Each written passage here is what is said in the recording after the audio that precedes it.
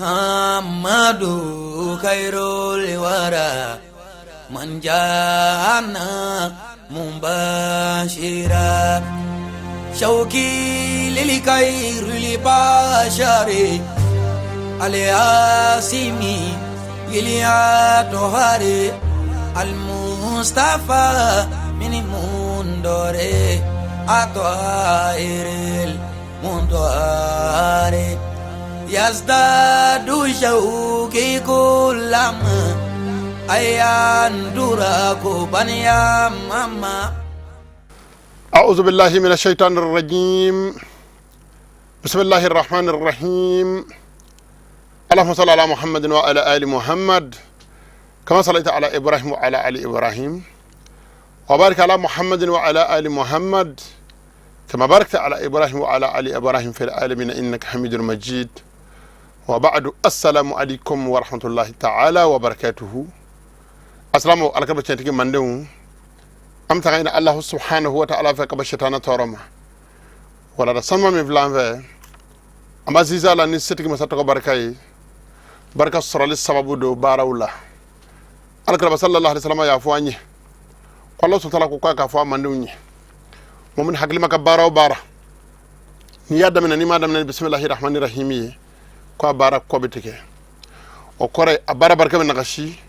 إما كوا بالا بارا إنك كميني على تسانك كوي nani yika jonya do ka setki masaka ala yaddo kika jonya jira Allah subhanahu wa ta'ala la ko fangata ela kelen saka fendla fona ala faralika kanyina Allah subhanahu wa ta'ala fa kona ka bunyana ka korta ka farika Allah subhanahu wa ta'ala be farika. Bismillahir rahmanir rahim. O sababu de barawla assalamu alaykum nga hagli toala baraw belaje le daminena alkara centiki koti assalamu namborowla am salaka alakra baka sallallahu alayhi wa sallam wala ñu man do ala ya ñi muhammadu man do ve qur'an na sula ko neera ala nga buñe ana nga korta ne nga mel ko be solka ala krabaka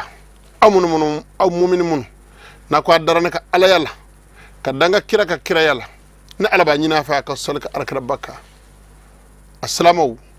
afonde mako wala ñu man do ala ba do ko nga sanuta ala kra sarabo anga waruta ala krabba sarabo ala kra saraba o ya leer ala dama de ma ya nyina ve ko nga kanyu mandolo ya nga dugo ka alakra bay o dugo be wele la rabukana ko sali assalamu chamana musoma to nga zego ke ola assalamu alsama yisogo la ni oye ika nyina mela anika allah harala insha allah taala ala bi deme ala be barkado ini kola assalamu sali bato kirengara linyi abi assalamu ayo kan nyina ma barkaya abi hagli sigidi assalamu alkama jodo kenaka assalamu to nga hagil to ala nay dugo ka alakra bay ami dugo ka janjan zanama wonye munu ñu ni anu ko na fulo de alaka kirama al-islamiyya demenina al-islamiyya bara daminawla fo setara na kelgele na kaburula no lu bi wele la rabukana ko alaka sasma janyon nay dugo ka alakra ba janyon ñi ami dugo ka alakra ba sallallahu alaihi wasallam bona sanamo ñi assalamu alakra ya ñi nanve ko ati sara wara ñi nanve akane mbara na ko nga dugo ka alimu kanga kalimu hu bona fe wala na yidugo ka alkraba yare sallallahu alaihi wasallam ka dugo ka jenyo zarmoni abi wajibi anga nga dugo ka alkra sallallahu alaihi wasallam bona sanmoni ni kira ma fe bi ka bona fe hakili nyuma be Allah subhanahu wa ta'ala fe ala ko di anambal musallama bala jelema ibadallah Allah ta'ala ka jon usikum bi taqwallahi alazim malla dinyira kun la dele ko ay to nga janga sir Allah subhanahu wa ta'ala ni وأحذركم من معصية الداعية إلى عذابه العليم. السلام عليكم مندون أي توانغان سكو برجليك الله سبحانه وتعالى دونغولا شيللا على كوانغا مينغه أي توانغان سكو كاكللا أكوانغا فمن دبلا أي توانغان سكو كو دبلا للا جيلا بو بينيني ودي كبرو كنا سكي بنيني ما يكوف دومي نافر كافاتورا كبرو كنا سكي باللافيا نندي أكما جودو كنغرتا بسرون نندي سراتو تيكا كنيما بسرون نندي aljina kono sigi bi soronende alaka nogoya anambal assalamu bala jelema wa alamu annana bi fadlillahi subhanahu wa ta'ala ma fa kado allah subhanahu wa ta'ala ka samandiya anaka kirakira likonnana jalasna fawqa al minbar al fiqh al maliki ينزل منبر الفقه المالكي 120 في المرة الثانية 10 و100 سكيت أيوة كما أن تنفلانانا Allah subhanahu wa ta'ala miya damene ambo ala deli Allah subhanahu wa ta'ala ka faranga fo ka dace sikin ala ka ndema ka Allah subhanahu wa ta'ala ka dine de meni baraye akaka ala nyeda nyinni baraye yere meni yere jira ka boala Allah subhanahu wa ta'ala de otigiye ala de be se ola ya rabbi ala ka ndema ola ala ko kaka ala kama wal kalamu fiha insha Allah ta'ala Allah subhanahu wa ta'ala sana anga bishune sigila kuma dabulo min bambolo kuma bina boli feminga hatta الآن على العقيدة الأشعرية حلبي كما به الله سبحانه وتعالى كلبانيا دون لك كعلى دون كباك جونا ككيرو دون كبا جون جلا كالله سبحانه وتعالى كأيوة دالي فين بابا منو نيل منيتي سباتي نو فين شيلاني تفوكو فين ببلا مني كونو كدا سيالا كدا سكا كونونا كدا كبر كونا أيوة كنا فنولا كدا الكيما كولا كدا سراتو لا كدا ميزاننا أرسلتي ورد السنة من فرنيونغا في مطلع كتابه aka kitabu daminana ar-risala abu zaid al-qayrawani risala abu zaid al-qayrawani dondala insha Allah ta'ala anjura odel ka bil lisan sharh wal bayani ni wala wala li dalane balma ka balma muso ka dima jangi ka do nga fa tawhid yere minni kadam munga tle laban sera momna ni jamana laban tle bora nyaf yeme segaka tawhid ko kera aywa toyini ni yoray akara jamu ni yoray akara larabu famo ka aywa dina deme ñoroy opma kilgele belajele fandota ko lapasa ki ñeshi oma ka feshiya be fo ola opma wajibi yara wala ma ura so khono ya fokadna hakemina arsalama ka ñini ka do o yoro jumeni o yemi sabati ko sabati min varla ka ki sembola opma insha Allah ta'ala nagara tiya bla yoro mina na Allah ta'ala sanama namita sadda kema mbalma ke mbalma muso wasra minatte na bla ate ela o wasra fregete na bla ate fanana ambi ala deli o fama ci ko nyuma be aywa Allah subhanahu wa ta'ala de bolo ala kan deme ola qala al faqih rahimahullah arsalati asraba Allah subhanahu wa ta'ala ka ala kana sara kayra la ako ambi Allah ta'ala deli ala ka hina arsalati ni islam shula ala ko kaka ala kama akmana iye alijina ka halibi abaka alijina tamashon de fi ikado alijina yere munyi do shilo mo be puma tande ka puma fote ka teme ni nyin nga ko ni munyi ta don ayo mi vora an gara mo tati ni mi fu iye u yese ka nyefu ye ku bolo shia tamashen ma fi ka don a chana kameni ndema ako alijina wa hiya allati ahbata minha adamu ko alijina de duye Allah subhanahu wa ta'ala adam alayhi salamu aywa jingi aywa kabo dumi ngono nabiyahu adam alayhi salam ya Allah subhanahu wa ta'ala kana bi yumanye wa khalifatahu agad nona blado aya jingi kabo aljina man ka ila ardihi kata akadu makuluma konita aljina don ko yorande aljina yi adam alayhi salam sigile ko lo somi ngono na Allah subhanahu wa ta'ala mana ana furmuso fe o sokono Allah subhanahu wa ta'ala qur'anana alakrabay sallallahu alayhi wa sallam qala alako adama ma ko ya adamu ne ka jonga adama uskun anta wa zawjuka aljannata ini furmuso ay siga aljina kono ya Allah subhanahu wa ta'ala ka sodo ne de yalla be ka nema ne ala ne dafa ma jaka ne la njena nay aw ka siga kono ya wa kula min haragadan haythu shi'tuma nema few aljina kono ni dumini fendo ne ala jena nay aya bele jele dun jugola chogo min gadayi wati min ben ayaruma ngana ala bi damin sigi aye aljina kono ya o dangele ni aya jija ako kolashi ala sutara kuma ko wala taqraba hadhihi shajara ni jiri shungele ni mbo jira la ka hagli tola akana gero jiri shungele la fatakuna min zalimin no karabina kayira kundo yana wiye no karabina na Allah subhanahu wa ta'ala yamaru soso abina kayira kundo yana wiye ni vora adam alayhi salam ma aljina de kono Allah subhanahu wa ta'ala yamaru do ala labana kokura dol sira mo ka famuna ka adam alayhi salam na furmuso ku jarabi kokura kallatiga bolu ka kokura fu yo jiri ayo o jiri kele dedu ko ku ka aljina kono sigi bani sababu ye ko jingi ka bo aljina kono kananu yedu ko kola assalamu o kera dumi ngono afode ma ko darul jannati aljina du asati ko kuka o de fiye iko de famu ko buguna tige don ka ba sigaroto cela وقد فسر أكله عليه السلام الشجرة بعد النهي بالنسيان ولما أراسخونه منو الله سبحانه وتعالى كما قرشدون كتمنني إيكا o be alakira sallallahu alaihi wasallam ka kuma fotugo shidon o ba korodon ka temenni eka olu ye adam alayhi salam ka jiri nduni ka sɔrɔ Allah subhanahu wa ta'ala ya ladi ko adam kanake adam alayhi salam ka segi ko jiri dedu u ye duni fasani ala ka ladili kɔfɛ ni nyine de ko Allah subhanahu wa ta'ala ya yamaru ko ka minge ayoke akwa kana minge ala labana ka jarabi ni nyine anyine na ayoke likawni min al anbiya'i kada munga adam alayhi salam ya nabi nyumanye wa hum ma'sumun nabi nyumon ye jonye Allah subhanahu wa ta'ala budda ku tanga ku kishi wote Allah subhanahu wa ta'ala soso ni mithqala dharratin yuanaye ala ko nabi nyumon minga wode ke aku kana minga utoke apmani yaye ko nabi nyumami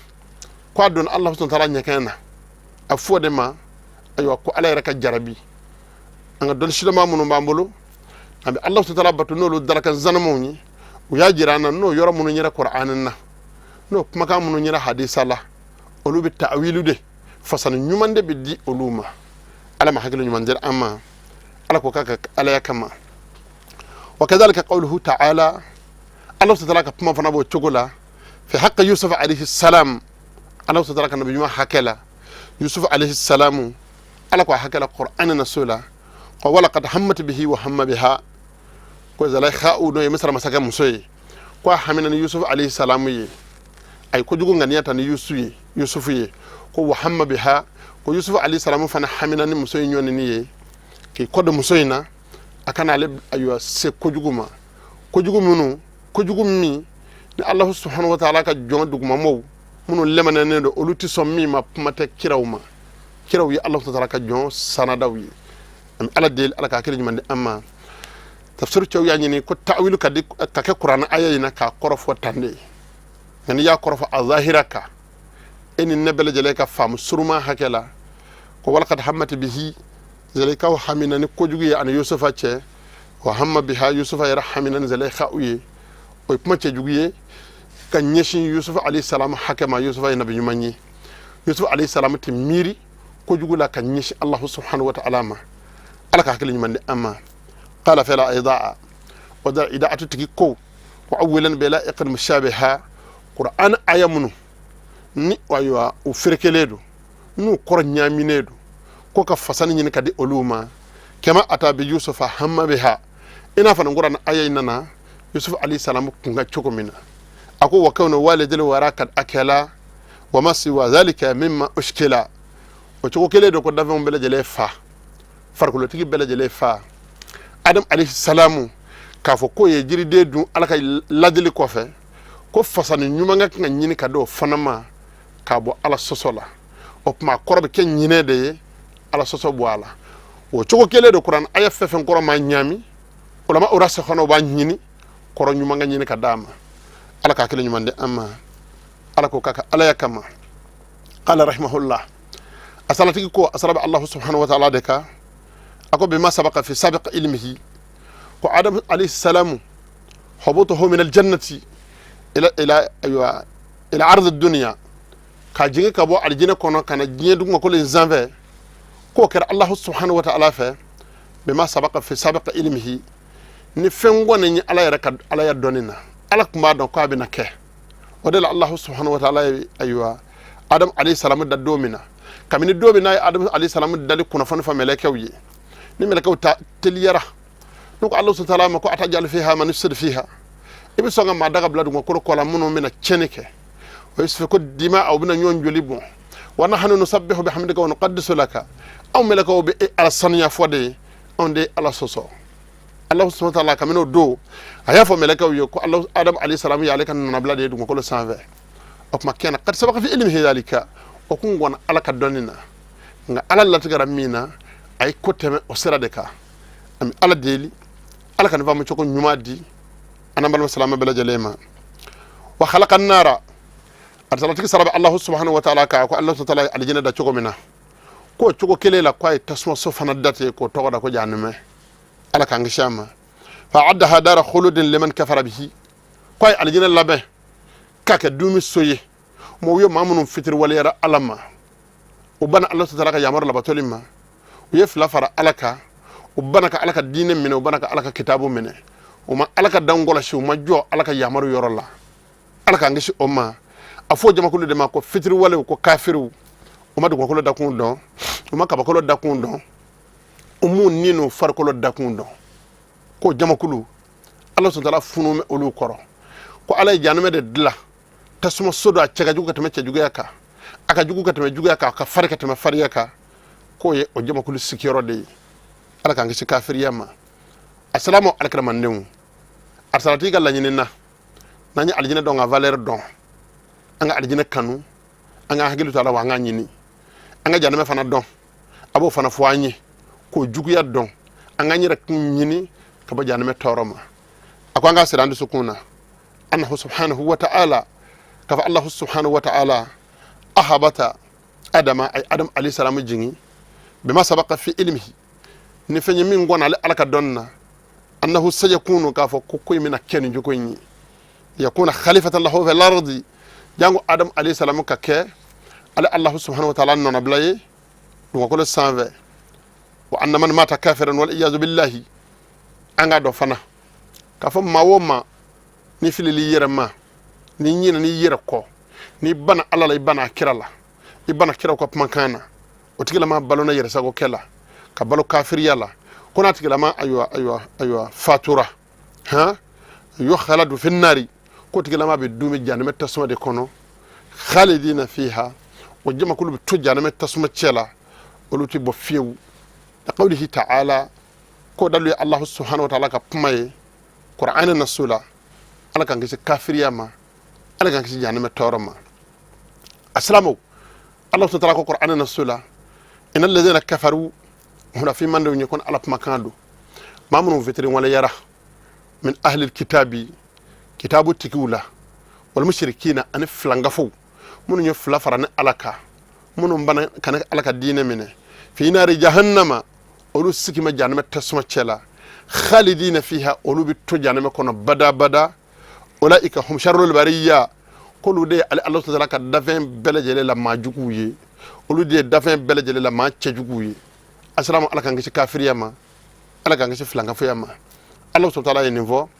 suratul bayyinati la aya woro wa kadhalika al munafiqun to kele ala kan ngi nafikiya ma assalamu nafikiya ma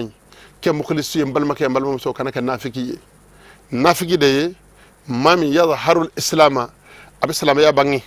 kafale be ala kola kafa alkara kola kafa be aywa islamiyya barawla ko yi aywa o chogo abo min bangi keneka o sena de babolo jijugoro kafiriya de dogo ma bolo islamiyya bangi nedo Allah ta'ala kan gishi afode ma ko nafikiya o jama kulu o lu fana dumine do janame kono o ti bo qur'an na suyo sabati Allah ta'ala ko innal munafiqina fi ad-darki al-asfali min an-nari alkara ba fi manni na Allah ta'ala be min ni jonve kono mo khalisan la manafiqa kece tikiye keddu su gunjelen digiye ibi min bangi islam yalla inin ala ca keneka ato jiju goro jugo daga sorila ato daga yidu su kuna balo ka fatu oka ngani islam ya bangi ka kafir yaduko islam ya mo nyana ini mo bi seli ini mo bi shun ini mo bi tle klo ini mo bi yeles barsabi kala hala be islam ya fo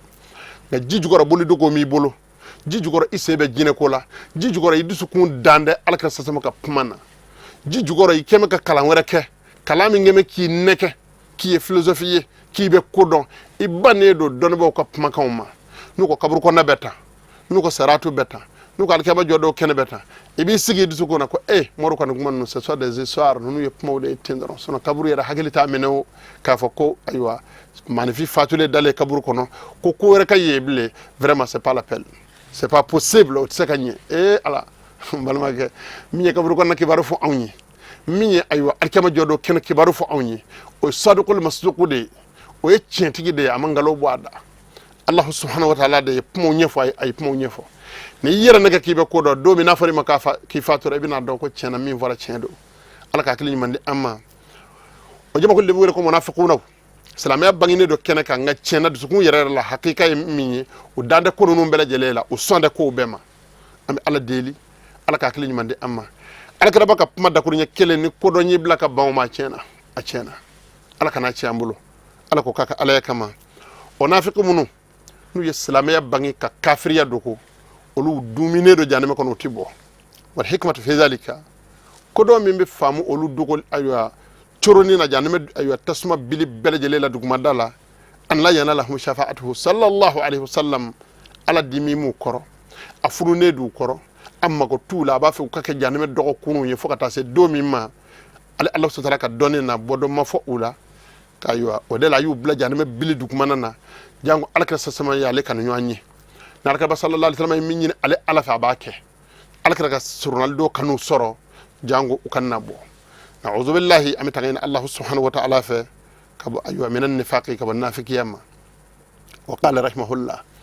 arsalati sarabi Allah ta'ala ka alaka nasara kayrallah ako kokora ako wa ala hadafi ayatihi niye maye mami Allah subhanahu wa ta'ala ka ayaw jenge Allah subhanahu wa ta'ala ko fa chugumina ama minati wa ma waliyati wa kutubihi ay alaka kitabu jenge ay alaka kitabu kuma fasani ayira ku dungona amma mina kiraw bolo komi kiraw ya fo chugumina wa rusulihi ay kiraw fana ngalo ndike ya waja'alahum mahjubin an ru'yatihi ni kafiri jamakulu ni nafiki jamakulu ko Allah subhanahu wa ta'ala olu hijabu ka irido do olu nale alache ku nyedda tugo ka wale Allah subhanahu wa ta'ala yelima olu sabati janime kono janime olu sabati yoray wa anna Allah tabaraka wa ta'ala kanga do fa Allah subhanahu wa ta'ala yaji yawm al-qiyamati ko Allah subhanahu wa ta'ala ka yamaru fana bina alkama jodo kenaka wal malaku saffan saffa kasor akama ka yamardi aka malaika uma olu jome ku ka safa safa kabun halaba de ngoli la'arad al-umami ko do ko be ke ayo mando jirali kama jamakulu jirali kama Allah subhanahu wa ta'ala la wa hisabiha anin mando saga sagali assalamu adoye dongelenyi ala kan nokoya anan balam assalamu bela jelema asalati kan ngoro foñ amma go be nyefola la ka famu nyuma di anan balam assalamu ma akwanga don anna Allah subhanahu wa ta'ala ka fasitki masa yadharu amruhu yawm al-qiyamah alaka yamaru bi bangi alkama jodo kenaka wa yaji ul malaku saffan saffa alaka yamaru melaka binna kaka safa safa ala ina fa qur'ana nasula Allah subhanahu wa ta'ala ko waja rabbuka mo da fi mando ki daba maka yamaru bin alkama jodo kenaka wal malaku anima aywa akay yamaru melaka saffan saffa ku jokku dala kenye ku jo nyong ngerefe ka do jo do ko fe ka bun hadama de ngoli إذا كان يوم القيامة الكلمة جودو كرا تبدل الأرض غير الأرض إن يبدو ما كل مينا الكلمة كوب كدو ما كل مينغا أنو تكلني دو ما كل بفلي دو ما كل شياور الله الله تعالى كسي أنا كدوننا ويأمر الله تعالى عربي يأمر دو ما كل إما أيوة فتمتد كالأديمي أباير السمك أمونبو إنافو ولو بالسمك بنيونا تشوكمنا ويجمع الحق عليني الإنس والجن أيوة ودوك ما كل النبي جري الفيف لك كفو أدو جنة أن أدم دي للحساب موكب أيوة بارا سجا سجا لكما هم تنزلوا ملائكة السماء الدنيا سجا بفلو وملك وبيجين على كيامروي فيصفون ويحتاتون بالخلق قلوبنا كيكا أيوة جنة بن هذا بدي كولي هم تنزلوا ملائكة السماء الثانية إلى سبع السماوات sanga ba flana melek o fana bi ci o meleka o fana bi jingi ka keka ayo olu koli o bi jingi ni njogo ina fukata sanga ba bili wolo vla kono meleka o belejele jingi ka dafa fa yakununa mustajirin meleka o bi sorka koli ni jinen adama de ni njogo ina no kera wati mina setigi ka sebe bayi no kera wati mina kona sirene kamana gwambi jon labo ala ka do no ko yama ala ko kaka ala yakama assalamu alaikum alkema jodo kibaru fwani ay to nga hamina ye bara nyuma de ba noko nyona alkema jodo do no onde ala ba noko yamma kay mami nganu ya rabbi allah subhanahu wa ta'ala do noko yamma allah subhanahu wa ta'ala be puma o dode puma men nani melaka o karaka aywa jinene bon hadama de koli kala ku bisili gelela ni kamana goy mo ko korase o joro de la setik masaka yamaro be puma mo fe qur'anan ala yo de la kalani qala allah subhanahu wa ta'ala ba fo bon hadama de ni jinema يا معشر الجن والإنس جن جمع كل نبون حنا بدي جمع كله أن استطعتم أن تنفذوا من قطار السماوات فانفذوا نبودا بما من بولسا ها كو تيلا ما كبو كو دو لا تنفذون إلا بسلطاني كم ما شتي بو أدو فرانيفه ka fo ni bole ni tatoy fa ka soro dallu borani o kuma jela bode o dallu laben yoroy ay to ngo dallu laben jogo nyumana silama ngana nyina nyere ko ala ka kili nyumande amma ala ko kaka ala kama Allah subhanahu wa ta'ala ni voigné suratul rahmanina ko joli nyere kun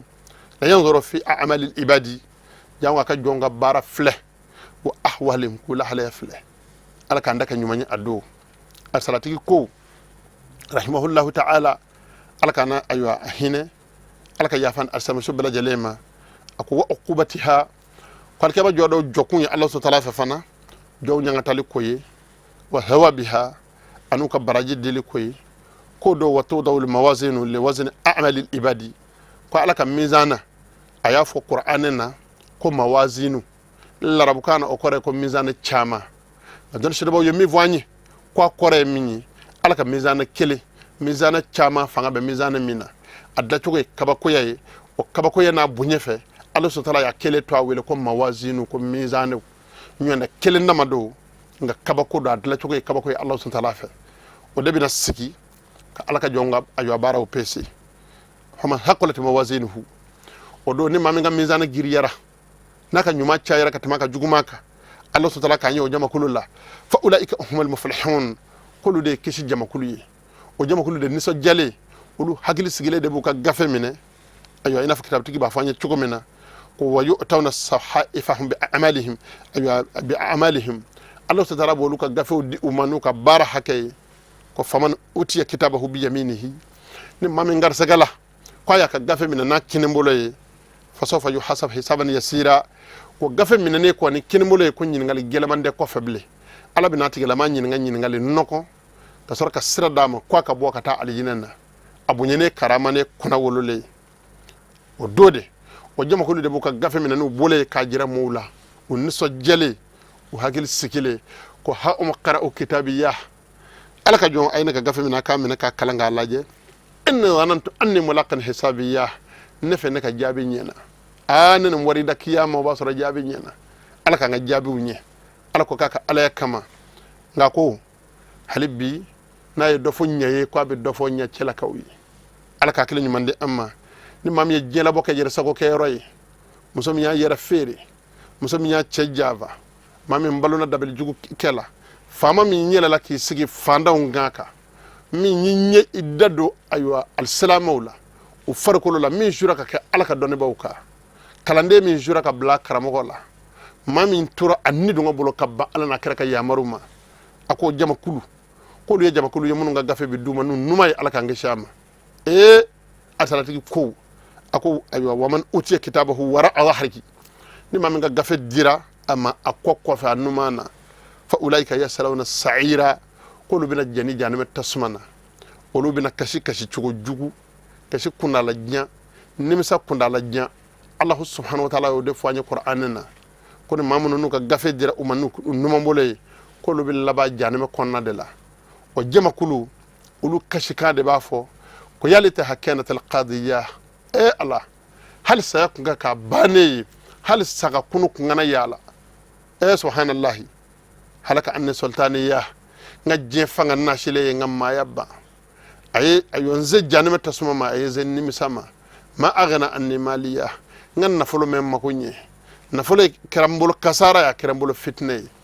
ninye nafulu tigi jugu kulokai ni fama jugu kulokai nyonde nafulu bi jonse aljina dema ni yanyine halala saraka ka keka alaka dina deme ka keka alaka dina deme baw deme ka jigitu ko ala ka shinjiya to ko ala on nafulu be ke sababu ye ka yela da dima kiyama nala aka jom mara kalfa mami man yu mara ni ladiriya ye ka hina ula ka furuba fe furuba tla ima yela ki sigi fanda ngaka ima furuba fe taka ki kele halala ka ta mara to bo bangela kiyama ala bo fama kuna wolo ka bunya ka karama ala ka hakili nyumande amma ala ko kaka ala yakama assalamu alkiyama baroy akunda ala ka ja atseka dika fara nyonga ni zikoro ngele nana ala shi kuna ala jenya ka watu fer insha Allah taala yenye anga joro kelendi ala ahwal yawm alqiyamati alqiyama saranya koka alaka sababu nyundi amma alaka ambalo salamiyaka alaka fat alsalamiyaka wati sona wati taraka ndaka ma nyin ngal warati nyeble ko ambo jabi ambe dugo ka salamo yaka dugo nyin alsalamo fe insha Allah taala barabi to akadiri kono ala shin kene de ni ngali bunu zira ya na ngara mako ya sege sege o jabe bu teme min baru sanve ya jele ala ka on ketugo nyuma no ya nambal masalama bela jele barakallahu li wa lakum fil qur'anil azim wa fi hadith nabiyhi al karim innahu huwas samiul alim ربنا أتنا في الدنيا حسنة وفي الآخرة حسنة وقنا عذاب النار سبحان ربك رب العزة عما يصفون والسلام على المرسلين والحمد لله رب العالمين. محمد خير الورى من جاءنا مباشرا شوقي للخير لبشر الياسمي إليا طهاري المصطفى من مندوري أطهير المنطهاري يزداد شوقي كلما أيان دراكو بنيا ماما